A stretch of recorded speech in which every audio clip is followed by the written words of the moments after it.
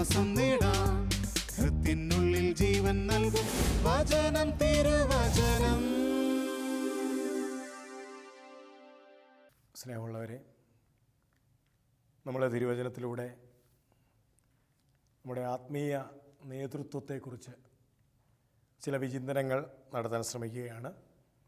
നമുക്കൊരുമിച്ച് പ്രാർത്ഥിക്കാം. കർത്താവെ, വചനത്തിൻ്റെ പൊരുൾ ഗ്രഹിക്കാനും ആ പൊരുളനുസരിച്ച് ഞങ്ങളുടെ ജീവിതത്തെ ക്രമപ്പെടുത്താനും ഈ വചനം ശ്രവിക്കുന്ന എല്ലാവരെയും അനുഗ്രഹിക്കണമേ എന്ന് പ്രാർത്ഥിക്കുന്നു. ഈ വചന ശുശ്രൂഷയിൽ അങ്ങയുടെ സജീവമായ ഇടപെടൽ ഉണ്ടാവട്ടെ എന്ന് ഞങ്ങൾ പ്രാർത്ഥിക്കുന്നു. പരിശുദ്ധ മാതാവേ, പ്രത്യേകമാവണ്ണം ഈ ശുശ്രൂഷയ്ക്ക് വേണ്ടി പ്രാർത്ഥിക്കണമേ. പിതാവിൻ്റെയും പുത്രൻ്റെയും പരിശുദ്ധാത്മാവിൻ്റെയും നാമത്തിൽ ആമേൻ. പ്രിയമുള്ളവരെ, വിശുദ്ധ യോഹന്നാൻ്റെ സുവിശേഷം 10-ാം അധ്യായത്തിൽ ആടുകളെ നയിക്കുന്ന ഇടയനെക്കുറിച്ച് തിരുവചനം നമ്മളോട് സംസാരിക്കുന്നുണ്ട്. 10-ാം അധ്യായത്തിൻ്റെ 3-ാമത്തെ വാക്യം മുതൽ നമ്മൾ വായിക്കുമ്പോൾ, ആടുകൾ അവൻ്റെ സ്വരം കേൾക്കുന്നു. അവൻ തൻ്റെ ആടുകളെ പേര് ചൊല്ലി വിളിക്കുകയും പുറത്തേക്ക് നയിക്കുകയും ചെയ്യുന്നു. തനിക്കുള്ളതിനെയെല്ലാം പുറത്തിറക്കിയിട്ട് അവൻ അവയ്ക്ക് മുമ്പേ നടക്കുന്നു. അവൻ്റെ സ്വരം തിരിച്ചറിയുന്നത് കൊണ്ട് ആടുകൾ അവനെ അനുഗമിക്കുന്നു. 2-3 കാര്യങ്ങൾ നമുക്ക് ഇതിനകത്ത് നമ്മുടെ കുടുംബങ്ങളെ സംബന്ധിച്ചും നമ്മുടെ പല വിധത്തിലുള്ള നേതൃത്വത്തെ സംബന്ധിച്ചുമൊക്കെ ചിന്താവിഷയമാക്കേണ്ട 2-3 പ്രധാനപ്പെട്ട കാര്യങ്ങളുണ്ട്. ഒന്ന്, ആടുകൾ ആരെയാണ് അനുഗമിക്കുന്നത്? പ്രിയപ്പെട്ടൊരു ഉത്തരവ് ഇതാണ്: ആരുടെ സ്വരമാണോ അവർ തിരിച്ചറിയുന്നത്, ആരുടെ സ്വരമാണോ ആടുകൾ തിരിച്ചറിയുന്നത്, അവരെ ആടുകൾ അനുഗമിക്കും. ഒരു വീടിനെ സംബന്ധിച്ച് മാതാപിതാക്കളെ മക്കൾ അനുഗമിക്കണമെന്ന് ഒരു നിർബന്ധവുമില്ല. അവരുടെ സ്വരം, മാതാപിതാക്കളുടെ സ്വരം മക്കൾക്ക് തിരിച്ചറിയാൻ പറ്റുന്നില്ലെങ്കിൽ, അപ്പോൾ മാതാപിതാക്കൾ ചിന്തിക്കേണ്ടത്, എൻ്റെ സ്വരം മക്കൾ തിരിച്ചറിയുന്നുണ്ടോ? അവർക്ക് തിരിച്ചറിയാവുന്ന സ്വരത്തിലാണോ ഞാൻ സംസാരിക്കുന്നത്? അധ്യാപകർ ചിന്തിക്കേണ്ട ഒരു കാര്യമുണ്ട്, എൻ്റെ സ്വരം ഞാൻ പഠിപ്പിക്കുന്ന വിദ്യാർത്ഥികൾക്ക് തിരിച്ചറിയാൻ പറ്റുന്നുണ്ടോ? ഞാൻ അവർക്ക് തിരിച്ചറിയാൻ പറ്റുന്ന ഭാഷയിലാണോ ഞാൻ അവരോട് സംസാരിക്കുന്നത്? വളരെ പ്രധാനപ്പെട്ട ഒരു കാര്യമാണ് പ്രിയപ്പെട്ടവരെ, നേതൃത്വത്തിൻ്റെ ഭാഷ. അത് നേതൃത്വം കൊടുക്കുന്ന, ആത്മീയ നേതൃത്വം കൊടുക്കുന്ന ആരാണെങ്കിലും അവരെ ആടുകൾ അനുഗമിക്കണമെങ്കിൽ, ജനം അനുഗമിക്കണമെങ്കിൽ, ഈ നേതൃത്വത്തിൻ്റെ സ്വരം ആളുകൾക്ക് തിരിച്ചറിയാൻ സാധിക്കണം. അല്ലെങ്കിൽ ആളുകൾക്ക് തിരിച്ചറിയാൻ പറ്റുന്ന ഭാഷ നേതൃത്വത്തിനുണ്ടായിരിക്കണം. എങ്കിലേ ആളുകൾ അല്ലെങ്കിൽ ആടുകൾ നേതാവിൻ്റെ പിന്നാലെ പോകും. ഇക്കാര്യത്തിൽ ധാരാളം പ്രതിസന്ധികൾ നേരിടുന്ന കാലഘട്ടത്തിലാണ് നമ്മൾ ജീവിക്കുന്നത്. മാതാപിതാക്കളുടെ പരാതി എന്താ? മക്കൾ ഞങ്ങളെ അനുഗമിക്കുന്നില്ല. പണ്ട് നമ്മുടെ സ്കൂളിലെ നമ്മുടെ വിദ്യാർത്ഥികൾ ഗുരുഭൂതന്മാരെ അനുകരിക്കുന്ന ഒരു കാലമുണ്ടായിരുന്നു, അനുകരിക്കുമായിരുന്നു. പഠിപ്പിച്ച അധ്യാപകനെ അനുകരിക്കുന്ന ധാരാളം വിദ്യാർത്ഥികൾ നമ്മുടെ കാലഘട്ടങ്ങളിലൊക്കെ ഉണ്ടായിട്ടുണ്ട്. ഇന്ന് അധ്യാപകരുടെ പരാതി എന്താ? ഈ കുട്ടികൾ ഞങ്ങളെ അനുഗമിക്കുന്നില്ല. അപ്പോൾ അതുപോലെ ആത്മീയ നേതാക്കളുടെ പരാതി ഇതൊക്കെ തന്നെയാണ്, ഞങ്ങളെ അനുഗമിക്കുന്നില്ല. പ്രിയപ്പെട്ടവർ, ഇവിടെ തിരുവചനം പറയുന്നത് ആരെയാണ് ആടുകൾ അനുഗമിക്കുന്നത്? അവൻ്റെ സ്വരം തിരിച്ചറിയുന്നത് കൊണ്ട്, 4-ാമത്തെ വാക്യമാണ്, അവൻ്റെ സ്വരം തിരിച്ചറിയുന്നത് കൊണ്ട് ആടുകൾ അവനെ അനുഗമിക്കുന്നു. അപ്പോൾ നേതൃത്വത്തിന് അനുയായികൾക്ക് തിരിച്ചറിയാൻ തക്കവണ്ണമുള്ളൊരു ഭാഷ നേതൃത്വത്തിനുണ്ടോ എന്നത് നമ്മൾ പരിശോധിക്കേണ്ട കാര്യമാണ്. 2-ാമത്, അവൻ അവരെ പേര് ചൊല്ലി വിളിക്കുന്നു. അവൻ അവരെ പേര് ചൊല്ലി വിളിക്കുന്നു. പ്രിയപ്പെട്ടവരെ, ഇത് നേതൃത്വം കൊടുക്കുന്നവർക്ക് തൻ്റെ അനുയായികളുമായിട്ടുണ്ടാകേണ്ട ഒരു ആത്മബന്ധത്തെക്കുറിച്ചാണ് പറയുന്നത്. അവൻ അവരെ പേര് ചൊല്ലി വിളിക്കുന്നു. ഇവിടെ ഒരു ചോദ്യം വരേണ്ടതുണ്ട്. മാതാപിതാക്കൾക്ക് കുഞ്ഞുങ്ങളെ എത്രത്തോളം അറിയാം? അധ്യാപകർക്ക് വിദ്യാർത്ഥികളെ എത്രത്തോളം അറിയാം? നേതൃത്വം കൊടുക്കുന്ന ആത്മീയ നേതാക്കൾക്ക് തൻ്റെ അനുയായികളെ എത്രത്തോളം അറിയാം? അത് പേര് ചൊല്ലി വിളിക്കുക എന്ന് പറഞ്ഞാൽ പേര് വിളിക്കുക എന്ന് മാത്രമല്ല, എത്രത്തോളം എനിക്ക് എൻ്റെ കൂടെയുള്ളവരെ അറിയാം എന്നൊരു ചോദ്യമുണ്ട്. 1-2 കൊല്ലങ്ങൾക്ക് മുമ്പ് 10ാം ക്ലാസ്സിൽ പഠിക്കുന്ന ഒരു വിദ്യാർത്ഥിനിയുടെ ഒരു പരാതി, 10ാം ക്ലാസ്സുകാരെ അവരുടെ പരീക്ഷയ്ക്ക് ഒരുക്കാൻ വേണ്ടി ഒരു ഇടവപ്പള്ളിയിൽ ചെന്നതാണ്. അപ്പോൾ ക്ലാസ്സിനിടയിൽ ഞാൻ എൻ്റെ ചില അനുഭവങ്ങളൊക്കെ പറഞ്ഞു. ഉച്ചയ്ക്ക് പുറത്തിറങ്ങിയപ്പോൾ ഈ കൊച്ച് വന്ന് എൻ്റെ മുമ്പിൽ അവതരിപ്പിച്ച ഒരു സങ്കടം ഇതാണ്. അവളുടെ അധ്യാപകൻ ആ സ്കൂളിലെ ഹെഡ് മാസ്റ്ററാണ്. അവളെന്നോട് പറഞ്ഞൊരു കാര്യം ഇതാണ്: 10ാം ക്ലാസ്സിൽ പഠിക്കുന്ന എനിക്ക് ഏത് വിഷയമാണ് പ്രയാസമുള്ളത്, ഏത് വിഷയമാണ് പഠിക്കാൻ എളുപ്പമുള്ളത് എന്നെൻ്റെ പപ്പയ്ക്ക് അറിയില്ല. അധ്യാപകൻ്റെ മകളെക്കുറിച്ച് അധ്യാപകന് അവളുടെ പഠനത്തിലെ പ്രയാസങ്ങളെക്കുറിച്ചും എളുപ്പത്തെക്കുറിച്ചും പപ്പ എന്ന വണ്ണം അയാൾക്കറിയില്ല. ഇത് പറയുമ്പോൾ ആ കൊച്ചിൻ്റെ ചങ്കിടിപ്പ്, അവളുടെ അപ്പൻ അറിയില്ല എന്ന് പറയുമ്പോഴുള്ള ചങ്കിടിപ്പ് പ്രിയപ്പെട്ടവരെ എനിക്ക് മനസ്സിലാകാൻ സാധിക്കുന്നതായിരുന്നു. അപ്പോൾ എത്രത്തോളം അറിയാം? നേതൃത്വം കൊടുക്കുന്നവർക്ക് താൻ ആർക്ക് നേതൃത്വം കൊടുക്കുന്നുവോ അവരെ എത്രത്തോളം അറിയാം എന്നത് വളരെ പ്രധാനപ്പെട്ട കാര്യമാണ്. അതുകൊണ്ടാണ് ഇവിടെ പറഞ്ഞിരിക്കുന്നത്, തിരുവചനത്തിൽ പറഞ്ഞത്, അവൻ അവരെ പേര് ചൊല്ലി വിളിക്കുന്നു. ഓരോരുത്തരെയും അറിയാം, ഓരോരുത്തരെയും അറിയാം. പ്രിയപ്പെട്ടവരെ, സമാനമായ ഒരു സാഹചര്യം വിശുദ്ധ ലൂക്കായുടെ സുവിശേഷം 2-ാം അധ്യായത്തിൽ വർണ്ണിക്കുന്നുണ്ട്. അവിടെ ബാലനായ യേശു ദേവാലയത്തിൽ ഈ മാതാപിതാക്കളുടെ കൂടെ ദേവാലയത്തിൽ പോയതും പിന്നെ കാണാതെ പോയതും ഒക്കെ ആയിട്ടുള്ള രംഗങ്ങളാണ്. 2-ാം അധ്യായത്തിൻ്റെ 45-ാമത്തെ വാക്യം ഇങ്ങനെയാണ്: യേശുവിനെ തിരക്കി അവർ ജെറൂസലേമിലേക്ക് പോയി. വളരെ മനോഹരമായൊരു വാക്യമാണത്. യേശുവിനെ തിരക്കി, യേശുവിനെ അന്വേഷിച്ച്, സ്വന്തം മകനെ അന്വേഷിച്ച് മാതാപിതാക്കൾ ജെറൂസലേമിലേക്ക് പോയി. 3 ദിവസങ്ങൾക്ക് ശേഷം അവർ അവനെ ദേവാലയത്തിൽ കണ്ടെത്തി. അന്വേഷണവും കണ്ടെത്തലും. നേതൃത്വം കൊടുക്കുന്ന വ്യക്തികളിൽ പ്രിയപ്പെട്ടവരെ ഉണ്ടാകേണ്ട വലിയൊരു ഗുണമാണ് ഈ അന്വേഷണവും കണ്ടെത്തലും.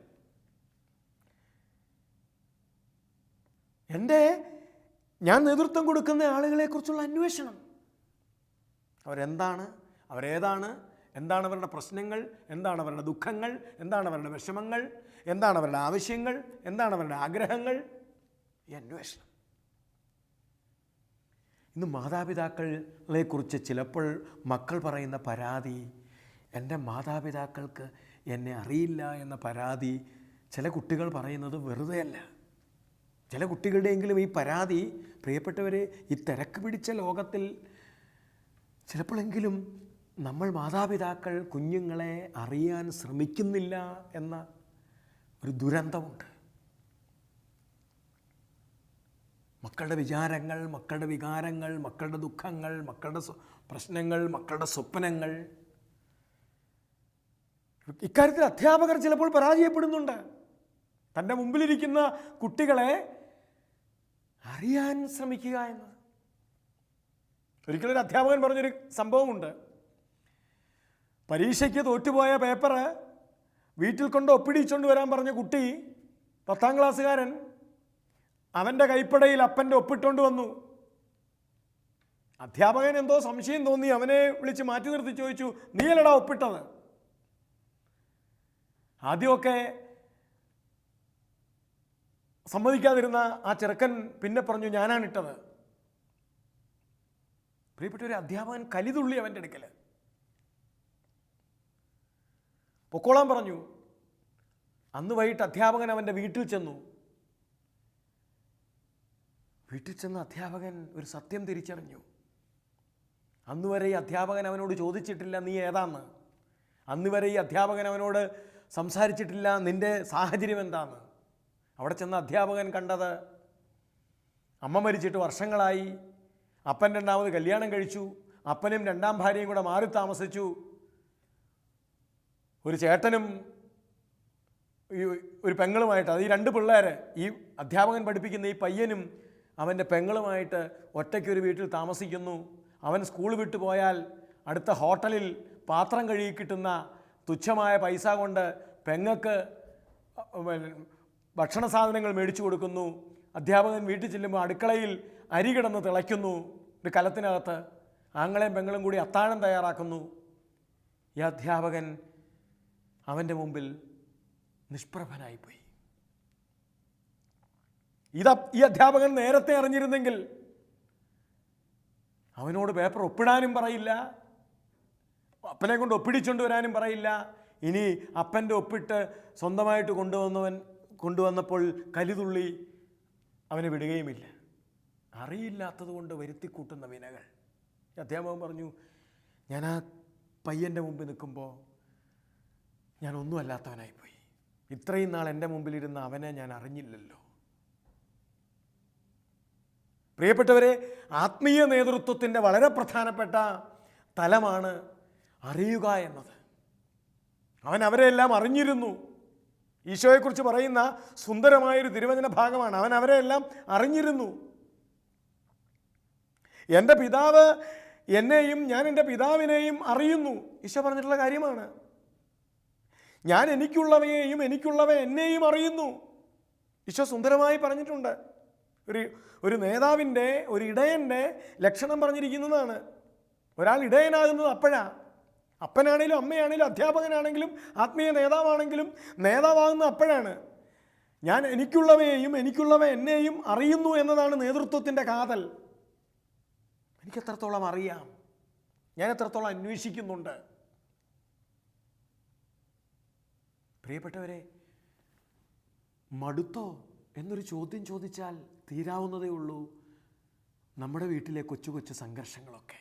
വിഷമിച്ച് ജോലിയും കഴിഞ്ഞു വരുന്ന, പണിയും കഴിഞ്ഞു വരുന്ന ഭർത്താവിനോട് നിങ്ങൾ മടുത്തോ എന്നൊരു ചോദ്യം ചോദിച്ച് അന്വേഷണങ്ങൾ. സ്കൂൾ വിട്ട് വരുന്ന കൊച്ചിനോട് മോനെ മടുത്തോടാ, പഠിച്ചു മടുത്തോടി എന്നൊരു ചോദ്യം ചോദിച്ചാൽ പ്രിയപ്പെട്ടവരെ, ആ കുഞ്ഞുങ്ങൾക്ക് പിടികിട്ടും ഈ സ്വരം.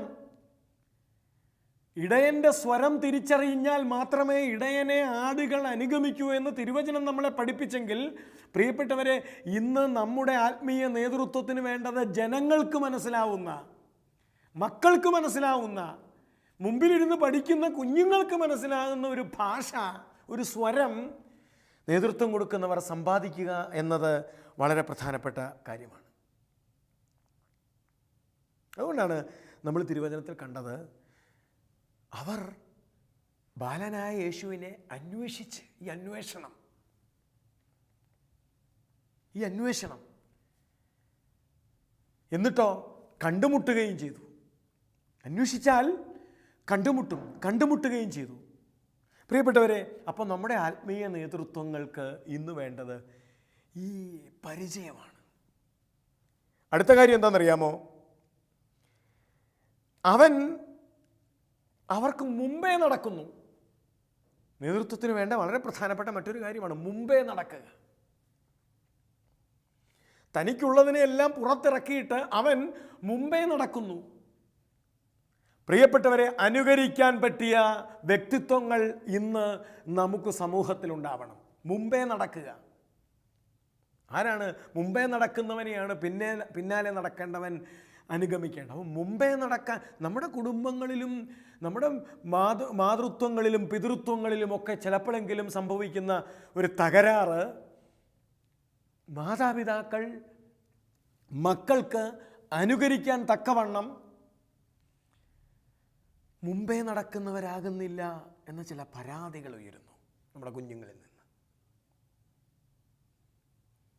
പ്രിയപ്പെട്ടവരെ, അപരിചിതനെ ആടുകൾ അനുഗമിക്കുന്നില്ലെങ്കിൽ, ഇടയൻ്റെ ഭാഷ ആടുകൾക്ക് മനസ്സിലാവാത്തത് കൊണ്ടാണ്.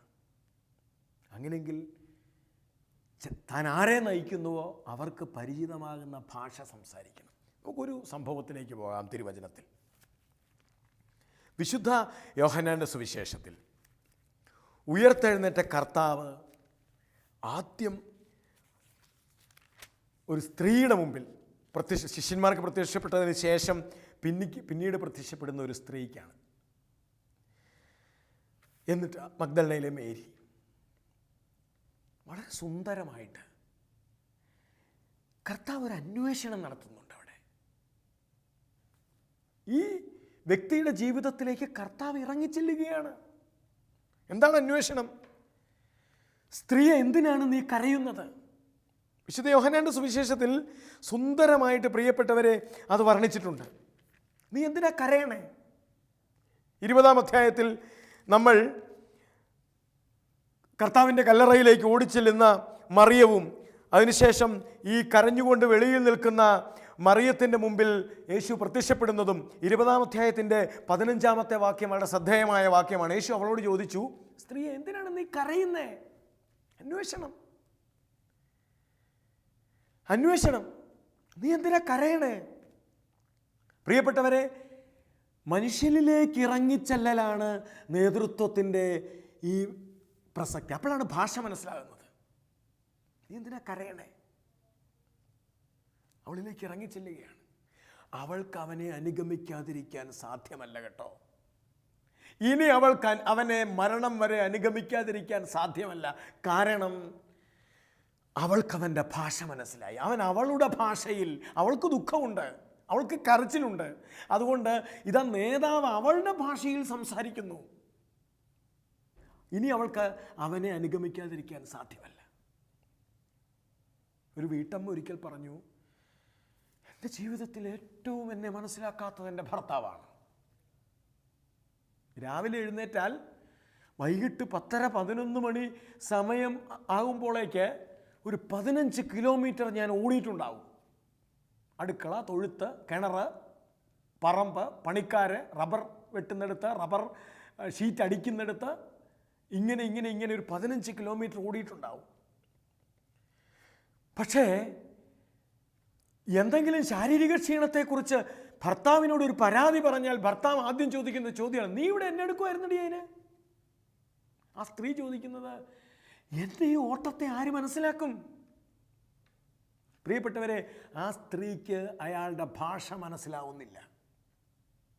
അപരിചിതനാണ് അയാൾ. ഭാര്യയെ സംബന്ധിച്ച് ഭർത്താവ് അപരിചിതനാണ്. അയാൾ സംസാരിക്കുന്നത് അപരിചിതൻ്റെ ഭാഷയാണ്. അയാൾ ചോദിക്കുന്നത് അപരിചിതൻ്റെ ചോദ്യമാണ്, നീ ഇവിടെ എന്നെ എടുക്കുമായിരുന്നു അതിന്? പ്രിയപ്പെട്ടവരെ, തീർച്ചയായിട്ടും അയാൾക്ക് ചോദിക്കാവുന്ന മറ്റൊരു ചോദ്യമുണ്ട്. ഓടി മടുത്തല്ലേ? അങ്ങനെ ചോദിച്ചാൽ അവൾക്ക് തോന്നും, ഇദ്ദേഹം, എൻ്റെ ഈ ഭർത്താവ് എൻ്റെ ദുഃഖങ്ങൾ അറിയുന്നു, ശാരീരിക അസ്വസ്ഥതകൾ അറിയുന്നു, എൻ്റെ വിഷമം അറിയുന്നു, എൻ്റെ നടുവേദന അറിയുന്നു, എൻ്റെ കാലുവേദന അറിയുന്നു, എൻ്റെ തലവേദന അറിയുന്നു. ഒരൊറ്റ ചോദ്യത്തിൽ അയാൾ പരിചിതനാകും. അപരിചിതൻ എന്ന ഭർത്താവ് ഒറ്റ ചോദ്യത്തിലൂടെ പരിചിതനാകും. നീ ഓടി മടുത്തല്ലേ? നീ അധ്വാനിച്ച് മടുത്തല്ലേ? സാരമില്ല, ഈ ഒരു ചോദ്യം കൊണ്ട് അയാൾക്ക് പരിചിതനാകാം. അങ്ങനെ പരിചിതനായാൽ മാത്രമേ ഭാര്യ ഭർത്താവിനെ അനുഗമിക്കൂ. ഇത് വീട്ടിലാണെങ്കിലും നാട്ടിലാണെങ്കിലും പ്രിയപ്പെട്ടവരെ, നേതൃത്വത്തിൽ ഉണ്ടാകേണ്ട സവിശേഷതയാണിത്. അനുഗമിക്കുക. നമ്മുടെ വീടുകളിൽ പ്രിയപ്പെട്ടവരെ, ഈ പരിചയം, അറിയുന്ന പരസ്പരം അറിയുന്ന തലം കുറഞ്ഞു വരുന്നു എന്ന വലിയൊരു ദുഃഖമുണ്ട്. നമ്മുടെ ആത്മീയ നേതൃത്വങ്ങൾക്ക് ഈ പരിചയം കുറയുന്നു എന്നൊരു ദുഃഖമുണ്ട്. സ്കൂളിൽ വിദ്യാർത്ഥികളൊക്കെ നേതൃത്വം കൊടുക്കുന്ന അധ്യാപകരും, വീട്ടിൽ കുട്ടികൾക്ക് നേതൃത്വം കൊടുക്കുന്ന മാതാപിതാക്കളും, മറ്റ് ആത്മീയ മേഖലകളിൽ നേതൃത്വം കൊടുക്കുന്നവരെല്ലാവരും തിരിഞ്ഞു ചിന്തിക്കേണ്ട ഒരു ചോദ്യമാണ്, എനിക്ക് എത്രത്തോളം എൻ്റെ ആടുകളെ, എൻ്റെ മക്കളെ, എൻ്റെ വിദ്യാർത്ഥികളെ എനിക്ക് എത്രത്തോളം അറിയാം? അവരുടെ ദുഃഖം, അവരുടെ വേദന, അവരുടെ പ്രശ്നം, അവരുടെ പ്രയാസം എനിക്ക് എത്രത്തോളം അറിയാം? ഞാൻ എത്രത്തോളം അവർക്ക് പരിചിതനാണ്? ഞാൻ എത്രത്തോളം പരിചയഭാവത്തിലാണ്, പരിചയ അനുഭവത്തിലാണ് ഞാൻ സംസാരിക്കുന്നത്? ഞാൻ എത്രത്തോളം അന്വേഷിക്കുന്നുണ്ട്? നമ്മൾ ലൂക്കാസ് സുവിശേഷത്തിൽ കണ്ടത് അവർ ബാലനെ അന്വേഷിച്ച് തിരിച്ചുപോയി എന്നാണ്. ഞാൻ എത്രത്തോളം അന്വേഷിച്ചു പോകുന്നുണ്ട്? പ്രിയപ്പെട്ടവർ, ഈ ചോദ്യങ്ങൾ ഈ കാലഘട്ടത്തിൽ അനിവാര്യമാണ്. അല്ലാത്ത പക്ഷം അപരിചിതരായ മാതാപിതാക്കളെ കൊണ്ട് നമ്മുടെ വീടുകൾ നിറയും. അപരിചിതരായ അധ്യാപകരെ കൊണ്ട് നമ്മുടെ വീടുകൾ നിറയും. ഈയിടെ കഴിഞ്ഞ ദിവസം ഒരു കുട്ടി പറഞ്ഞു, അവൻ ക്ലാസ്സിൽ ചെന്ന അധ്യാപികയോട് പറഞ്ഞു, എനിക്ക് തലവേദനയാണ്. ഉടൻ തന്നെ അധ്യാപിക തിരിച്ചടിച്ചു, നിനക്കല്ലേലും തലവേദനയാടാ, പരീക്ഷയുടെ ദിവസമെല്ലാം നിനക്ക് തലവേദനയാടാ, നിനക്ക് ക്വസ്റ്റ്യൻ ചോദിച്ചാൽ തലവേദനയാടാ. ഈ കുഞ്ഞ് പറഞ്ഞത്, ചേട്ടാ എൻ്റെ ഈ ശാരീരികാവസ്ഥയെ ഒന്ന് മനസ്സിലാക്കിക്കൂടെ? പ്രിയപ്പെട്ടവരെ, ആ അധ്യാപിക ഈ കുഞ്ഞിൻ്റെ മുമ്പിൽ അപരിചിതയാണ്. ഒന്ന് തോളെ കൈയിട്ടാൽ തലവേദനയുണ്ടോ? സാരമില്ലടാ എന്ന് പറഞ്ഞ് തോളെ കൈയിട്ടാൽ തീരുന്നതേ ഉള്ളൂ നമ്മുടെ കുഞ്ഞുങ്ങളുടെ പല അസ്വസ്ഥതകളും. ഒന്ന് കെട്ടിപ്പിടിച്ചാൽ തീരുന്നതേ ഉള്ളൂ നമ്മുടെ മക്കളുടെ പല അസ്വസ്ഥതകളും. പ്രിയപ്പെട്ടവരെ, അപരിചിതത്വം കൂടി വരുന്നു. കാരണം നമ്മൾ തിരക്ക് പിടിച്ച് ജീവിക്കുകയാണ്. ചെറിയ ചെറിയ ചെറിയ പണം കൊണ്ടൊന്നും ഇന്ന് വീട് പുലർത്താൻ പറ്റാത്തത് കൊണ്ട് കൂടുതൽ പണം ഉണ്ടാക്കാനുള്ള തത്രപ്പാടിൽ മാതാപിതാക്കൾ രാപകൽ അധ്വാനിക്കുകയാണ്. ഇതിനിടയിൽ ഈ അന്വേഷണത്തിനും പരിചിതത്വത്തിനുമൊക്കെ എവിടെയാണ് സമയം? നമ്മുടെ അധ്യാപകർ അവരെ ഏൽപ്പിച്ചിട്ടുള്ള സിലബസ് കംപ്ലീറ്റ് ചെയ്യാനുള്ള തിരക്കിനിടയിലാണ്. ഇതിനിടയിൽ തൻ്റെ മുമ്പിലിരിക്കുന്ന കുഞ്ഞിനോട് ചില അന്വേഷണങ്ങൾ, അവളിലേക്ക് ഇറങ്ങിയുള്ള ചില അന്വേഷണങ്ങൾക്ക് സമയമെവിടെയാണ്? നമ്മുടെ ദാമ്പത്യ ജീവിതങ്ങളിലും നമ്മുടെ മറ്റ് ആത്മീയ നേതൃത്വങ്ങളിലും ഒക്കെ ഈ പരിചയ സ്വരങ്ങളുടെ കുറവുണ്ട്. ക്രിസ്തു, പ്രിയപ്പെട്ടവരെ, തൻ്റെ ആടുകളെ അറിഞ്ഞവനാണ്. പത്രോസിൻ്റെ അമ്മായിയമ്മയുടെ പനി അറിഞ്ഞവനാണ്. അതുകൊണ്ടാണ് ആ വീട്ടിൽ ചെന്ന് ആ അമ്മ കിടക്കുന്ന കിടക്കക്കരിയിൽ പോയിരുന്ന് ആ അമ്മയുടെ കയ്യെ തൊട്ടത്. തൻ്റെ കൂടെയുള്ളവരെ അറിഞ്ഞവനാണ് ക്രിസ്തു. അവരുടെ ശാരീരിക നൊമ്പരങ്ങൾ അറിഞ്ഞവനാണ്, അവരുടെ ദുഃഖങ്ങൾ അറിഞ്ഞവനാണ്, അവരുടെ വേദനകൾ അറിഞ്ഞവനാണ്. അതുകൊണ്ടാണ് കർത്താവ് പറഞ്ഞത്, ഞാൻ എനിക്കുള്ളവയെയും എനിക്കുള്ളവ എന്നെയും അറിയുന്നു. പ്രിയപ്പെട്ടവരെ, ഈ കാലഘട്ടത്തിന് വേണ്ടത് പരസ്പരം അറിയുന്ന നേതൃത്വങ്ങളാണ് വേണ്ടത്. തനിക്കുള്ളവയെ അറിയുന്ന നേതാക്കന്മാർ. ആരെ നയിക്കുന്നുവോ അവർക്ക് പരിചയമുള്ള സ്വരത്തിൽ സംസാരിക്കുന്ന നേതാക്കന്മാർ, മാതാപിതാക്കൾ, അധ്യാപകർ ഒക്കെ ഈ കാലഘട്ടത്തിന് ആവശ്യമാണ്. നമുക്ക് പ്രാർത്ഥിക്കാം. കർത്താവെ, ഈ കാലയളവിന് നല്ല നേതൃത്വങ്ങളെ തന്ന് അനുഗ്രഹിക്കണമേ എന്ന് പ്രാർത്ഥിക്കാം.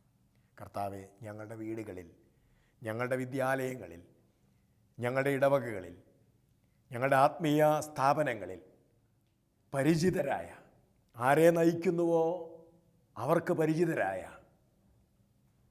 നേതാക്കന്മാരുണ്ടാവട്ടെ എന്ന് ഞങ്ങൾ പ്രാർത്ഥിക്കുന്നു. അന്വേഷിക്കുന്ന, കണ്ടെത്തുന്ന നേതാക്കന്മാരുണ്ടാവട്ടെ എന്ന് ഞങ്ങൾ പ്രാർത്ഥിക്കുന്നു. കർത്താവെ, ഞങ്ങളുടെ നേതൃത്വത്തിൽ മാതാപിതാക്കൾ എന്ന വണ്ണം, അധ്യാപകരെന്ന വണ്ണം, മറ്റാത്മീയ നേതാക്കളെന്ന വണ്ണം ഞങ്ങളുടെ നേതൃത്വത്തിൽ വന്നുപോയ എല്ലാ അപരിചിത ഭാവങ്ങളെയും ഓർത്ത്, ഞങ്ങളുടെ അനുയായികൾക്ക് വേണ്ട ഭാഷയിൽ സംസാരിക്കാൻ കഴിയാതിരുന്നതിനെ ഓർത്ത് ഞങ്ങൾ മാപ്പ് ചോദിക്കുന്നു. കർത്താവായ ഈശോയെ, ഞങ്ങൾക്ക് നല്ല നേതാക്കന്മാരെ തന്ന് അനുഗ്രഹിക്കണമേ എന്ന് പ്രാർത്ഥിക്കുന്നു. പിതാവിൻ്റെയും പുത്രൻ്റെയും പരിശുദ്ധാത്മാവിൻ്റെയും നാമത്തിൽ ആമേൻ.